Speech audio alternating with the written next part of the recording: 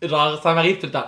Mais peu importe, je vais recommencer dans ce que je disais. Bonjour tout le monde, j'espère que ça va bien. Alors aujourd'hui, on est le lundi 8 juin 2020. J'espère que vous passez que vous avez passé une belle fin de semaine parce que nous, les enseignants et enseignantes, on s'est rencontrés justement virtuellement, de manière numérique pour pouvoir justement préparer notre semaine. Alors voilà, je vous rappelle de ne pas écrire dans les commentaires que le son ne fonctionne pas, mais donc de ne pas écrire dans les commentaires des bonjour, coucou, salut, allô, mais bel et bien juste des questions pour vos enseignantes et enseignants.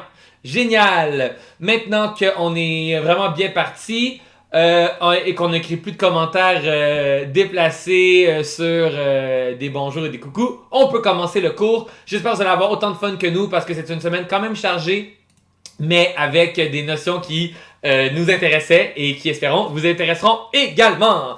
Donc, on commence tout de suite avec les récits.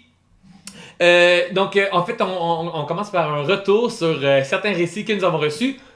Là, je vais vous le redire, c'est sûr et certain, mais je commence par vous rappeler qu'on ne va pas présenter tous les récits justement parce que on en a reçu plein, donc ça va être vraiment étalé sur plusieurs jours. Donc, je vous demande à tout le monde d'arrêter évidemment d'écrire des commentaires d'arrêter d'écrire des commentaires si ce ne sont pas des questions. Alors, allons-y maintenant. Bonjour tout le monde, donc on est rendu à la partie où je vais maintenant vous lire des récits. Évidemment, je ne les lirai pas tous parce qu'on en a reçu beaucoup trop. Toutefois, on va donc les séparer là, dans les différents cours de cette semaine pour pouvoir en lire au maximum. Alors, allons-y, retournons en bas et commençons avec le premier texte. Alors, pendant que ça s'ouvre, je monte mes manches et je suis prêt à commencer. Il était une fois un monsieur qui s'appelait François. Il était drôle, gentil et il était professeur de 5e et 6e année dans la classe 319 à Simone Desjardins.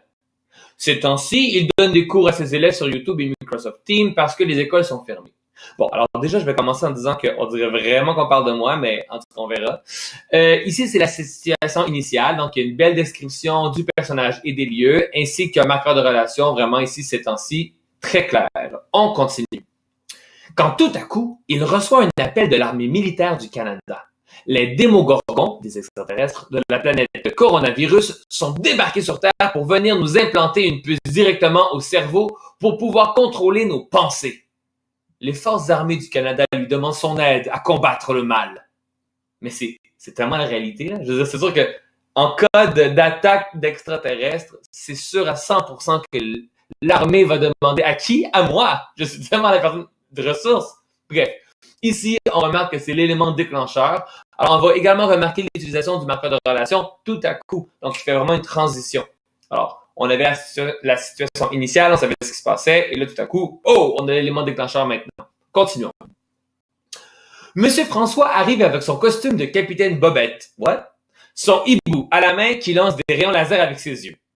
Comme un hibou ne suffit pas, il communique par la pensée avec tous les autres hiboux qui sont restés au bord de sa fenêtre, en classe. Tous arrivent et projettent leurs rayons laser en direction des démogorgons. Encore une fois, je répète, ce sont des extraterrestres.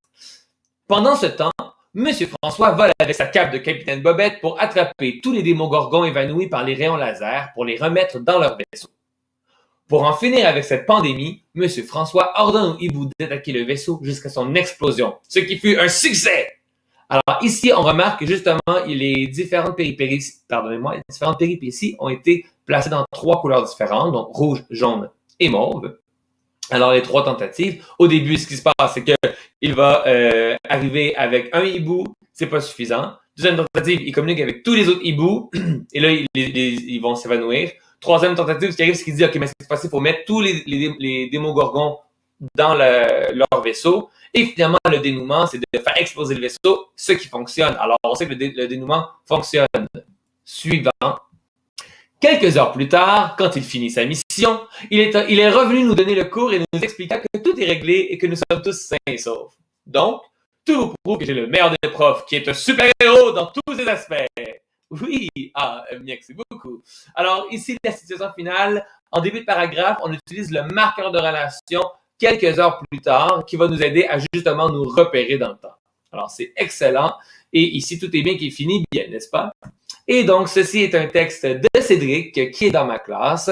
Alors, et c'est un texte qui était bien construit. Je rappelle qu'aujourd'hui, vraiment, que par rapport au récit, c'est vraiment la structure qu'on travaillait. On ne travaillait pas le vocabulaire, on ne travaillait pas l'orthographe, la conjugaison. C'est vraiment les structures qu'on travaillait. On va continuer avec un deuxième texte.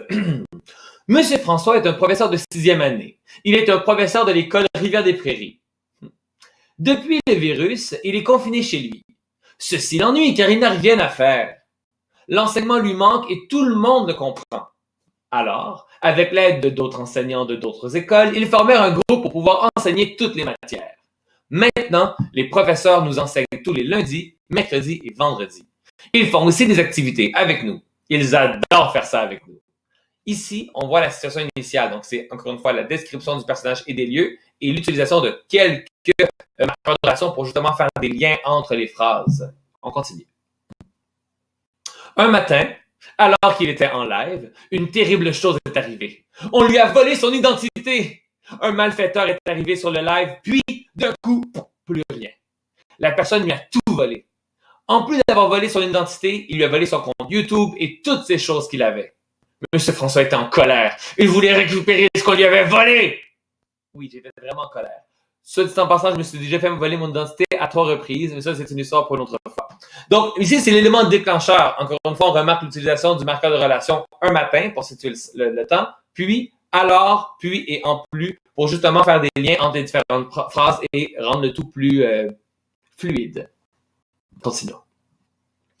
Après cette mauvaise mésaventure, il cherchait à comment reprendre son compte, mais ceci semblait plus compliqué qu'il le pensait.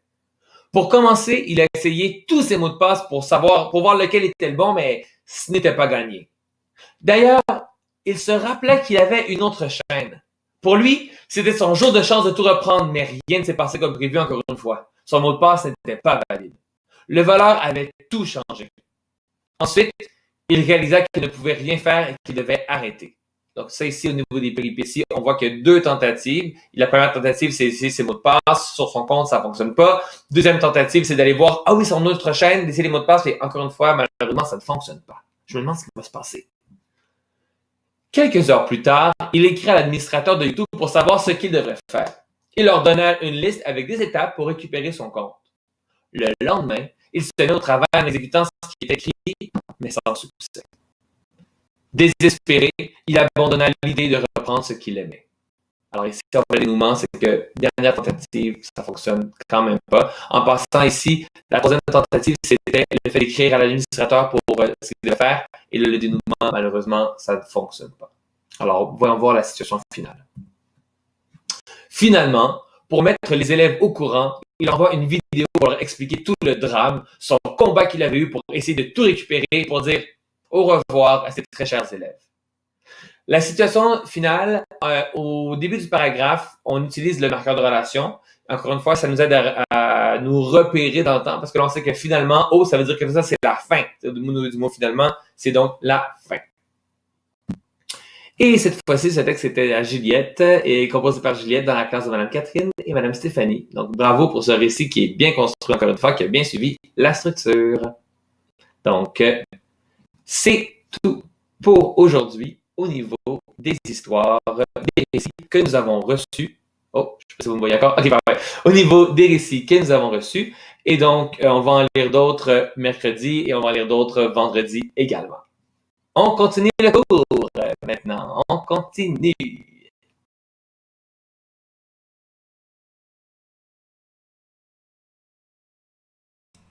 C'est particulier de lire les histoires. Donc, j'espère vraiment que ça vous a bien fait comprendre finalement les différentes parties qu'il y a dans les récits. Et encore une fois, c'est quelque chose que l'on va retravailler et qu'on va revoir tout au long de la semaine, comme je vous ai déjà nommé 2 fois. Mais je préfère le renommer parce qu'il y a toujours des élèves qui arrivent en retard et qui finalement le disent et qui le disent quand même. Hein? Bon. Bref. Alors, oui, on va continuer. Donc là, c'était le récit. Cette fois-ci, je vais demander à Mme Marilou de nous faire une petite capsule sur le texte informatif. Cette fois-ci, écoutez bien parce qu'il y a des questions qui vont être posées tout au long. Donc, écoutez bien et participez bien parce que vous allez voir, on va vous poser des questions durant cette capsule. Alors, on y va avec les textes informatifs et Madame Marilou. Bonjour, donc aujourd'hui je vais vous parler du texte informatif. Donc le texte informatif, ça dit, c'est un texte qui est là pour me donner des informations sur un sujet. Donc quand je fais face à un texte informatif dont je dois faire la lecture, il y a différentes étapes que je dois faire avant de justement me lancer dans la lecture complète du texte. Donc la première étape qui est très importante, c'est le survol. Donc ce que le survol va me permettre, c'est d'aller chercher le sujet de mon texte, des informations pertinentes qui vont me guider à travers ma lecture après. Donc, le survol, ça consiste en premier à, bien sûr, aller lire mon titre. Donc, ici, si je lis mon titre, le corosol, ce fruit aux nombreuses vertus thérapeutiques. Donc, déjà dans mon titre, j'ai beaucoup d'informations sur mon article.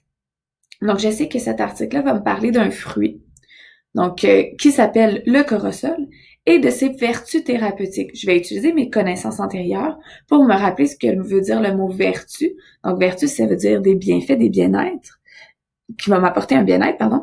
Et thérapeutique, ben ça veut dire qu'il va guérir, c'est quelque chose qui va contrer la maladie. Donc, c'est un fruit qui va avoir des vertus qui vont m'apporter un bien-être et qui vont m'aider à combattre certaines maladies. Si jamais vertu ou thérapeutique sont des mots que je ne connais pas du tout, ben rien m'empêche d'aller les chercher dans le dictionnaire. C'est vraiment un bon moment de le faire là, pendant le survol, de cibler des mots, aller chercher dans le dictionnaire avant de se lancer dans la lecture, donc pour s'assurer de comprendre bien les termes avant de lire le texte. Je peux aussi regarder les images. Donc je vois ici, j'ai déjà une image. Ça a l'air d'un fruit, donc je me dis qu'avec le titre, c'est probablement ça le corosol, de ça que ça a l'air. En plus, c'est placé à côté de banane, donc qui est aussi un fruit. J'ai des bons indices qui m'amènent à croire que ici, j'ai une photo d'un corosol. Sous mon titre, donc juste ici, j'ai ce qu'on appelle le sous-titre. Le sous-titre, c'est une phrase ou quelques phrases. C'est pas bien long, mais souvent, il va se distinguer du reste de mon texte parce qu'il va être en gras ou écrit un petit peu plus grand. Mais il va quand même se distinguer du titre parce que le titre va être beaucoup plus gros. Donc, mon sous-titre vient souvent soit sous l'image ou sous mon titre et va me donner d'autres informations sur mon texte. Donc, on va aller le lire ici. Avouons-le, la nature est très généreuse et elle ne cesse de nous surprendre et de nous émerveiller avec ses aliments et leurs bienfaits sur notre santé. Le guanabana, aussi appelé corosol, en fait partie.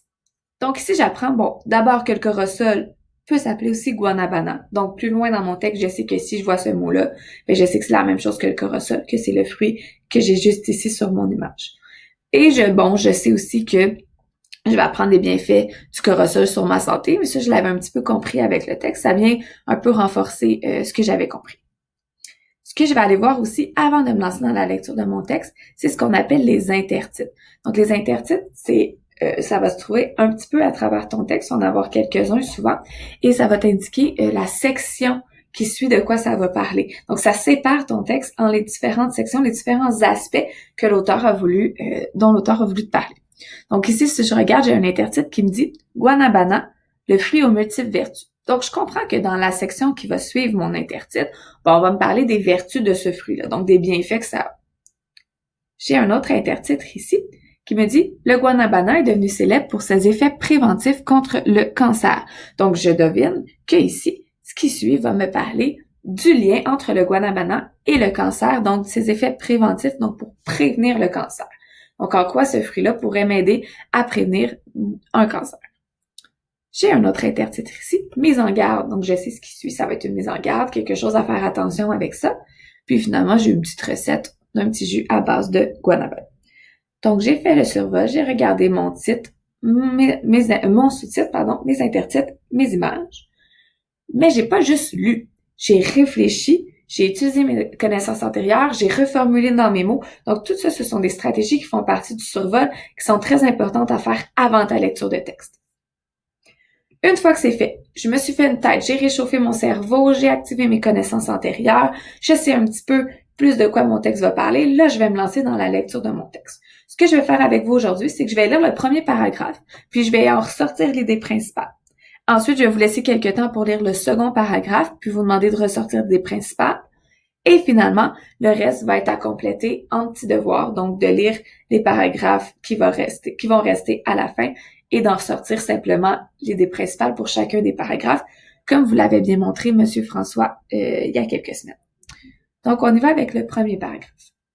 Ce fruit a été utilisé depuis toujours pour ses vertus anti-cancer et ses effets très bénéfiques pour notre corps. Le guanabana est très riche en vitamines, en fibres et en d'autres nutriments qui font de lui un excellent remède aux propriétés médicinales insoupçonnées. C'est pour cette raison que de nombreuses compagnies pharmaceutiques s'y intéressent. Donc, pour reformuler ici un petit peu dans mes mots, ce que j'ai compris de ce que je viens de lire, c'est que ce fruit-là, comme je l'avais dit, a des vertus anti-cancer. Il est bon pour mon corps, il va m'apporter des nutriments. Puis, c'est pour ça qu'il y a beaucoup de pharmacies qui s'intéressent à ce fruit-là, probablement pour aider à guérir certaines maladies ou du moins atténuer des symptômes. Donc, ici, l'idée principale pour moi de ce paragraphe-là, c'est vraiment les propriétés médicinales. Donc, ce que je te conseille quand tu fais la lecture d'un texte informatique, c'est d'utiliser beaucoup les marges. Donc, les marges, c'est les petits espaces blancs ici où il n'y a rien d'écrit.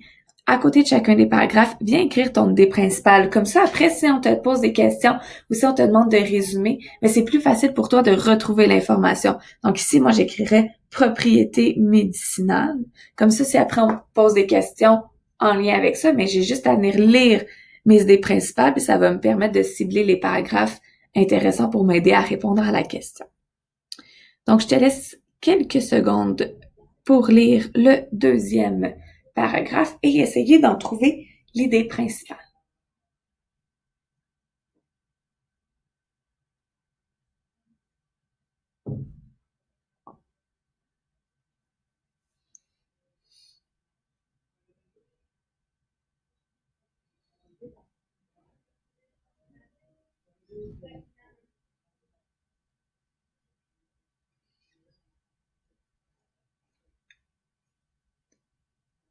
Donc, essaie de trouver l'idée principale ici de ce paragraphe-là.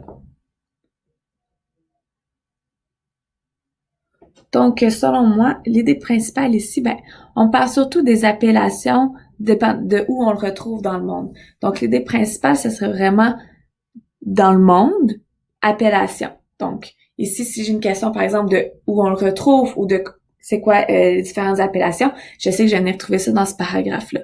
Donc, les différentes, ça pourrait être pays, appellation. Ça pourrait être ça aussi, là. Donc, quelque chose en lien avec ça. Donc, je te répète un petit devoir, donc lire chacun des paragraphes, essayer d'en ressortir l'idée principale en quelques mots, le moins possible des phrases pour l'idée principale, on essaie d'être le plus concis possible. Et voilà, donc bonne chance! À la tête aujourd'hui. Alors, je vais juste commencer en vous disant que ce qui est vraiment drôle, c'est que j'ai eu une discussion avec ma copine en fin de semaine sur le corosol parce que justement, ma copine est haïtienne et elle connaît ce fruit depuis toute petite. Elle me parle combien c'est un fruit qui est magique, aux propriétés incroyables, qui guérit toutes les maladies. Et donc, par hasard, j'ai lu cet article avec elle en fin de semaine. Donc, ce qui est intéressant, donc comme je disais, c'est que ceux qui ne voient pas bien là, la vidéo, peu importe, vous allez pouvoir juste faire un zoom sur la vidéo, vous allez pouvoir la réécouter lorsqu'elle sera en ligne sur YouTube. Donc, on a vu le texte informatif et le récit la semaine dernière. Cette semaine, comme c'est le texte informatif, cette semaine, aujourd'hui, on commence avec la lecture et on va faire également de l'écriture avec mercredi, à partir de mercredi. Maintenant, allons en mathématiques avec les probabilités. Ouh! Alors oui, les probabilités, peut-être que vous en avez déjà fait, peut-être que vous n'avez jamais fait ça, peut-être que c'est un mot que vous connaissez pas, vous n'êtes pas certain. Ben aujourd'hui, je vais tout démystifier là. J'espère que ce sera plus clair. On va voir la probabilité aujourd'hui, mercredi et vendredi. Donc on va vraiment faire ça en 3 temps. Donc je vais pas tout voir aujourd'hui, je vais vraiment y aller étape par étape pour m'assurer que tout le monde comprenne comme il faut ce qu'est la probabilité. Donc, on va commencer avec... Ça fonctionne. Quand on parle de la branche des mathématiques qui cherche à mesurer le caractère aléatoire de ce qui pourrait survenir, dans le fond, c'est les mathématiques qui permettent de calculer quelles sont les chances que quelque chose se produise. Et le quelque chose, c'est toujours dans une expérience aléatoire. Une expérience aléatoire, c'est une expérience dont le résultat, c'est uniquement déterminé par le hasard. Donc, c'est vraiment, on ne peut pas contrôler vraiment, c'est le hasard qui décide. Je vais donner des exemples juste après. Un événement, c'est un résultat possible d'une expérience aléatoire. OK. Là, on va commencer tout de suite avec ce qu'on peut comprendre, là, parce que je veux vraiment que tout le monde puisse suivre comme il faut. Si, par exemple, je décide d'aller au dépanneur et d'acheter un billet de loterie, OK? Est-ce que je choisis le billet que je prends? Non, c'est de hasard. Et donc, par exemple, les billets de loterie là, qu'on doit gratter. Là. Donc, je ne choisis pas. Alors, je ne sais pas ce qu'il y a en arrière des petites cases qu'il faut gratter. Donc, les différentes possibilités qu'il y a, c'est je gagne ou je ne gagne pas. Et si je gagne, il y a différents types généralement, il y a différents types de prix, peut-être $1 ou $1 million. Ouh. Et c'est ça, dans le fond, qui intéresse les gens à la loterie. C'est parce que la raison pour laquelle les gens achètent ça, c'est parce qu'ils ont toujours l'impression de se dire que c'est possible que je puisse gagner. Donc, et c'est toujours possible, mais quelles sont les chances? Et c'est ça qu'on va calculer cette semaine. Donc, ici, justement, une expérience aléatoire, c'est par exemple un billet de loterie, comme j'ai dit, mais ça pourrait également être... Voyons. Ça pourrait également être un dé. Donc, je pourrais utiliser moi qui brasse le dé pour savoir quelle est la chance que, par exemple, ce soit un 4 qui sorte, ou un 6, ou un 2. Les événements, OK, donc ce qui est possible qui arrive, sont les seules possibilités. Okay, je vais donc continuer avec les événements qui sont certains, possibles ou impossibles, pour qu'on puisse comprendre et aller plus loin avant que je fasse mes exemples qu'on joue ensemble. Alors, un événement certain, possible ou impossible.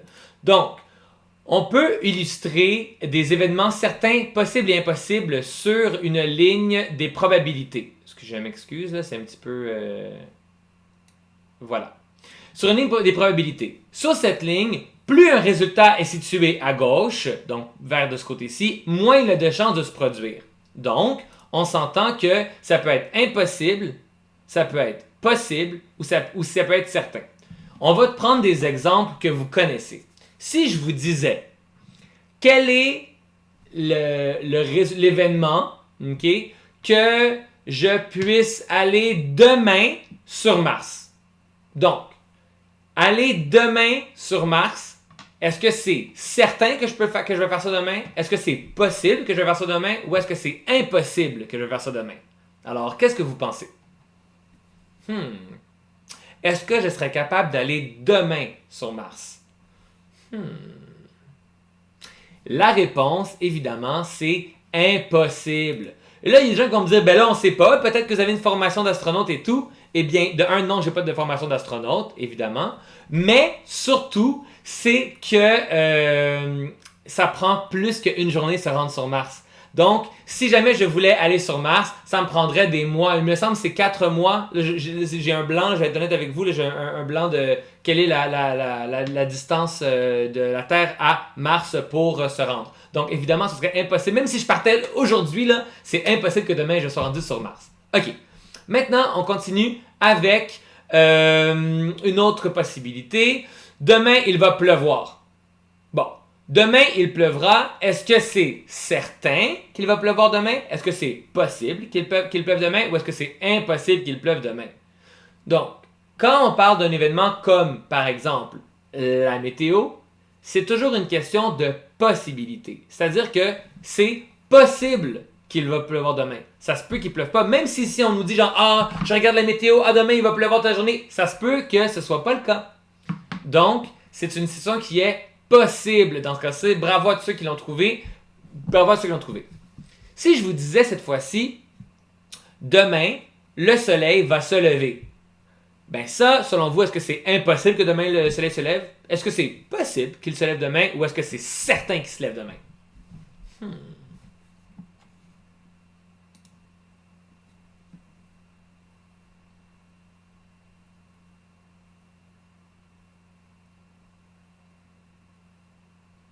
Et oui, c'est certain. Alors, en fait, il faut savoir que le soleil, il va se lever, même s'il y a des nuages, le soleil va quand même se lever. Donc, ça, c'est sûr et certain que le soleil va se lever demain. Même si nous, on ne le voit pas, il va quand même s'être levé. Et c'est là aussi le petit piège pour ceux qui pensaient, ben non, c'est pas certain. C'est ça ici. OK, parfait. Donc, vous pouvez maintenant arrêter d'écrire les certains possibles ou impossibles parce que ça fait un peu bugger ma vidéo, comme vous pouvez le constater présentement. Donc, il faut savoir que les probabilités, les possibilités sont toujours entre 0 ou 100% ou en nombre décimal, on les écrit de 0 à 1. OK? Donc, par exemple, quelque chose qui est possible, quelque chose qui est impossible à réaliser va avoir une probabilité de 0 ou de 0% et un événement qui va être certain va avoir une probabilité de 1 ou de 100%. Pour ce qui est de la possibilité, quand c'est possible, quand c'est pas impossible ou certain, comment on fait pour calculer tout ça? Ça, on va le voir mercredi, comment on fait pour calculer justement à savoir quelle est la probabilité, comment est-ce la possibilité. On va voir ça mercredi. Il faut savoir qu'il y a des probabilités qui sont plus possibles ou moins possibles qu'une autre. Par exemple, si je vous disais qu'est-ce qui est le plus probable ou moins probable entre, je sais pas moi, qu'il neige demain ou qu'il pleuve demain. Donc, on s'entend que c'est plus probable qu'il pleuve demain que neiger. Mais en même temps, ce serait techniquement possible que demain il neige, mais c'est moins probable que de la pluie ou que le soleil. Donc, vous comprenez que le mot plus probable ou moins probable ne veut pas nécessairement dire que ça se peut que ça arrive, que c'est sûr que ça arrive ou que c'est sûr que ça arrive pas. C'est que ça se pourrait que ça arrive, mais comme c'est moins probable. Comme si je vous disais, est-ce que c'est plus probable que je sais pas moi, je devienne premier ministre du Canada ou c'est plus probable que j'aille dans l'espace? Bon, les deux, il y a peu de chances que je devienne premier ministre du Canada parce que je ne fais pas de politique et il y a très peu de chances aussi que j'aille dans l'espace parce que je n'ai pas suivi de formation et bon. Mais entre les deux, lequel a le plus de chances de se réaliser? Probablement que je devienne premier ministre parce que c'est presque impossible pour moi d'aller dans l'espace pour plusieurs raisons, ne serait-ce que j'ai le mal des transports. Est-ce que vous me voyez vraiment dans une fusée? Je ne crois pas. Bref. On va maintenant s'amuser avec les probabilités. Alors, je vais juste ouvrir la bonne page. Je ne veux pas me mélanger. OK. Donc, maintenant qu'on a fait ça ici, je vais fermer ça. Parfait. Alors maintenant qu'on est rendu à la bonne place, je vais prendre ma deuxième caméra. Mais pourquoi, François? Que vas-tu faire? Nous voulons le savoir! Eh bien, vous allez voir tout de suite avec...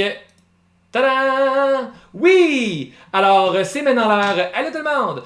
Alors, on va voir si ça va fonctionner. J'espère vraiment que ça va pas trop bugger et que vous allez être capable de quand même voir tout ce que je veux de manière simple et claire. Alors, voilà ici. Si je prends un dé, ok?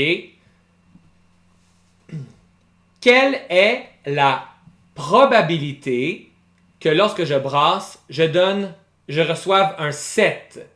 Quelle est la probabilité qu'en brassant, je reçoive un 7? Est-ce que c'est impossible, possible ou certain?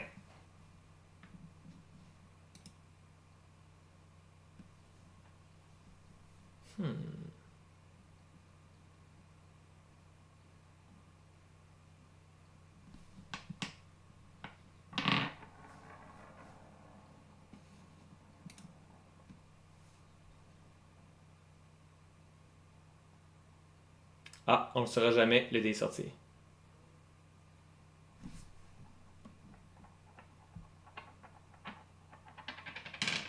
2.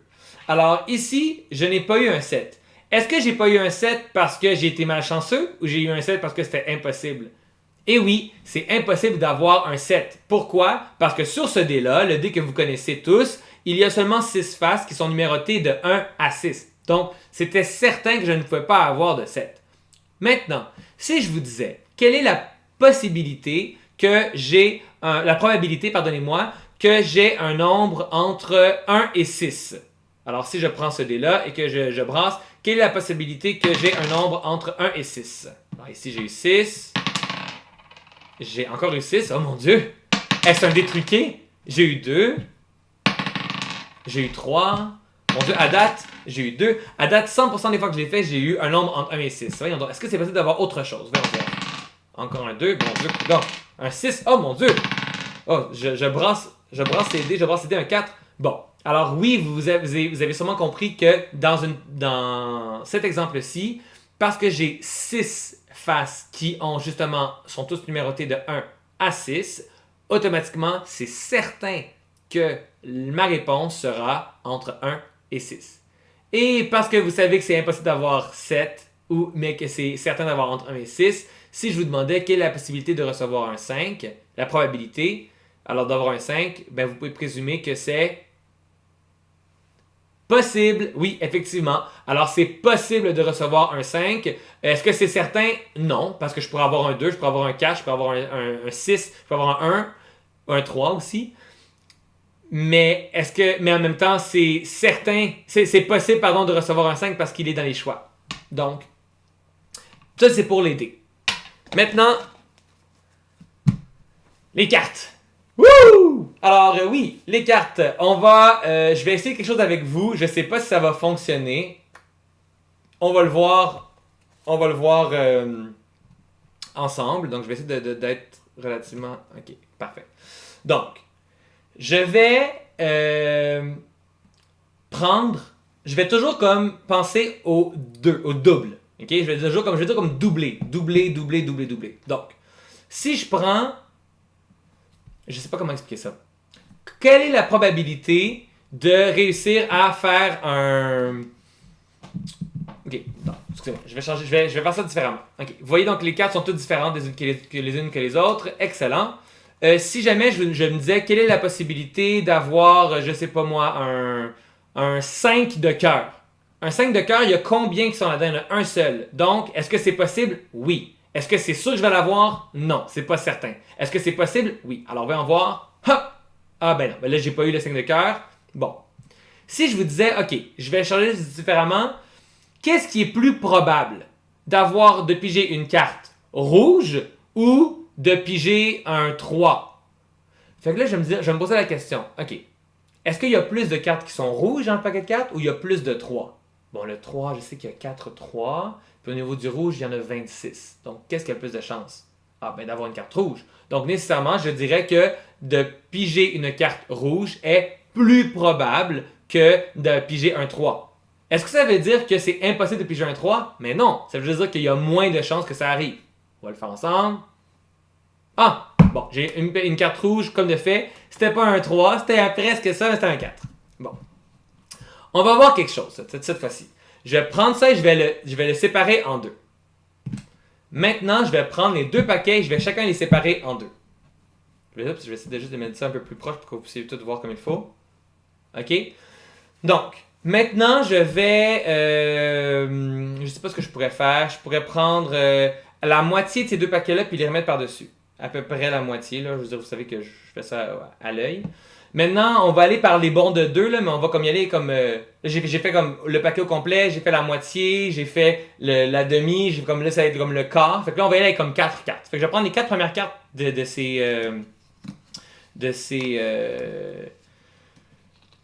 deux paquets. Excusez-moi, 1, 2, 3, 4. Attendez. Ah! Je m'excuse. Mes mains. 1, 2, 3, 4 et je vais les mettre par-dessus. OK. Bon. Maintenant, je vais prendre les... ben là, on a fait 4, là, on va faire 2. Les deux premières cartes de ces paquets-là et on va les mettre par-dessus. OK? Là, maintenant, on a fait 4, on a fait 2. Donc là, si on divise par 2, ça va être quoi? C'est 1. Alors, on va prendre les deux premières cartes de ces paquets-là puis on va les mettre, par-dessus comme ça ici. OK? Et là, dans le fond, ma question, c'est la suivante. Avec ce que je viens de faire, quelle est la possibilité d'avoir quelque chose d'impressionnant Bon, on s'entend que j'ai vraiment fait comme... C'était pas mal du hasard. Alors, voyons voir le résultat. Oh my God! Monsieur François, vous êtes un magicien! Oui, je suis un magicien. Alors, quelle était la probabilité d'avoir 4 rois? Ici, la probabilité était certaine. Pourquoi? Parce que j'avais déjà préparé les cartes pour être capable de le faire avant. Donc, c'est ça un magicien. Toutefois, si vous aviez fait ça sans vraiment vous pratiquer au hasard, quelle aurait été la probabilité de le faire? Ça aurait été possible. OK? Ça aurait été extrêmement rare, mais ça aurait été possible.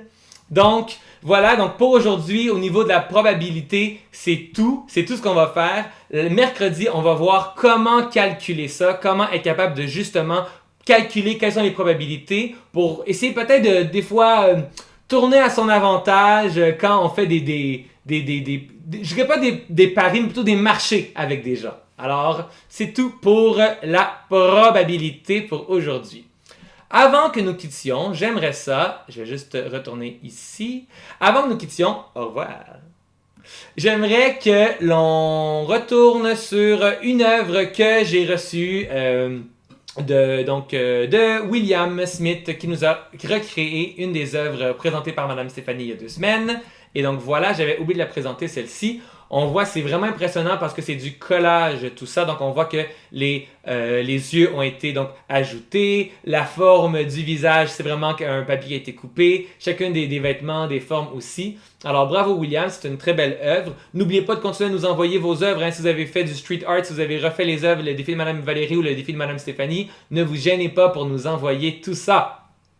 Avant de terminer, j'aimerais ça vous présenter ici un site, j'espère qu'il va bien se télécharger rapidement. Yay! Parfait! Alors, fait par Alloprof, ils ont fait des notions, un résumé. Donc, en fait, ça s'appelle « Déconfine ton cerveau ».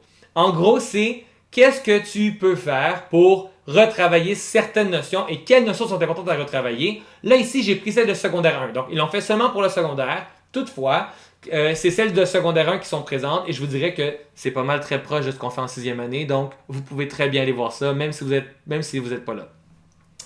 En faisant des révisions de ça, vous pouvez le faire cet été aussi sans problème, juste pour garder votre cerveau actif et tout. Il n'y aura pas d'examen là-dessus. C'est vraiment juste pour vous, pour rester l'esprit actif et arriver au mois de septembre, au mois d'août ou au mois de septembre, on verra bien, là, on sera en temps et lieu. Avoir donc le cerveau bien prêt à affronter et à apprendre des nouvelles choses et consolider des apprentissages que vous avez faits tout au long de votre primaire. Donc, c'est tout pour aujourd'hui. J'espère que vous allez passer une très belle journée. Sur ce, je vous rappelle donc d'aller voir vos messages, vos courriels si vos enseignants vous envoient mes informations par courriel. Sinon, d'aller dans votre team si jamais vous êtes dans ma classe et que c'est par team que l'on fonctionne. Et si jamais vous avez des tours de magie, eh bien, tant mieux pour vous. Donc, sur ce, je vous souhaite de passer une bonne fin de journée, puis allez voir donc, quoi étudier et quels sont les devoirs. Bye tout le monde! Bye bye!